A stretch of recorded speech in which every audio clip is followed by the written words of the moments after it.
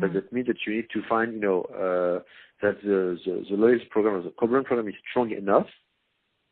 So basically, it would make sense. So I know that, for example, Accor Hotel, which is a hospitality chain, which is based in France or headquartered in France, which is present all around the world, is basically launching now a new co-brand card, I think, with MasterCard, within the current interaction framework. But they basically decided that they would pay for the loyalty component.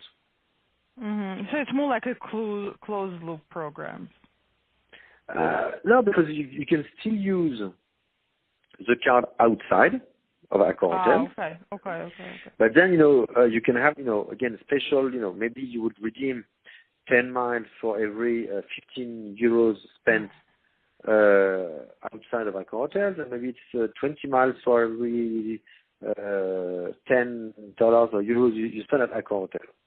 So but that's why you need to make sure that basically you will be able to finance somehow the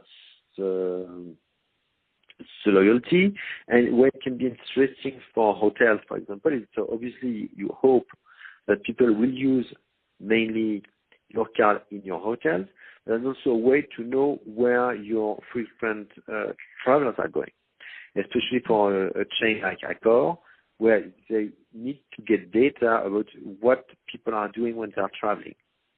So if I know that Mr. Smith is basically, was in my hotel for 3 days, which places is he going before, which car, so that helps them, I would say, that also allows them to see real data on how they can interact and market with their clients or set up new partnerships and alliances. So now I would say one of the way, which is more far-fetched, I would say, that in the past is, there is also the cost of acquiring data and be able to run big data elements on your own clients. And one way to get data and acquire the data is to basically put cards and you see, what are the real transactions that your clients are doing. And again, for a hotel chain, where your clients are going to have dinner, how can you basically cross-sell number of options within the hotel to increase your food and beverage P&L. All of that, I would say, could make sense. And there's also one of the goals that these card programs are aiming at. So if we come back now, I would say, with the American Express type of program, which is a three-party model. What you need and what usually I would say American Express would require. I don't know who you are, and I understand you don't want to disclose that, and that's fine with me. So I believe if you're a program manager or if you're a brand, one of the key elements or the key success factors is to be able to have a good understanding of the value of your clients.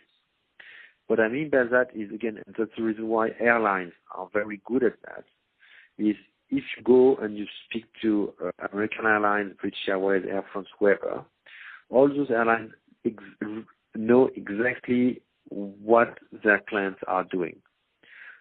And they could tell you by tier, let's talk about Air France. All the figures I'm giving you are purely illustrative. We have 20 million frequent flyer members. They can give you, obviously, all the breakdown and split by country and the split by tier by country.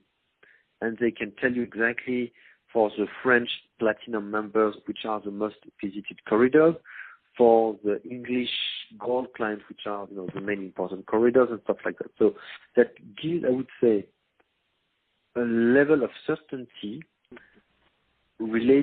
as per the potential of the co-brand card for American Express.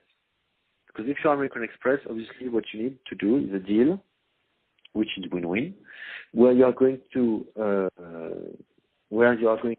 finance the program. But to be able to finance the program, you obviously need to know how much the client will bring, and what is the how much what? I'm sorry.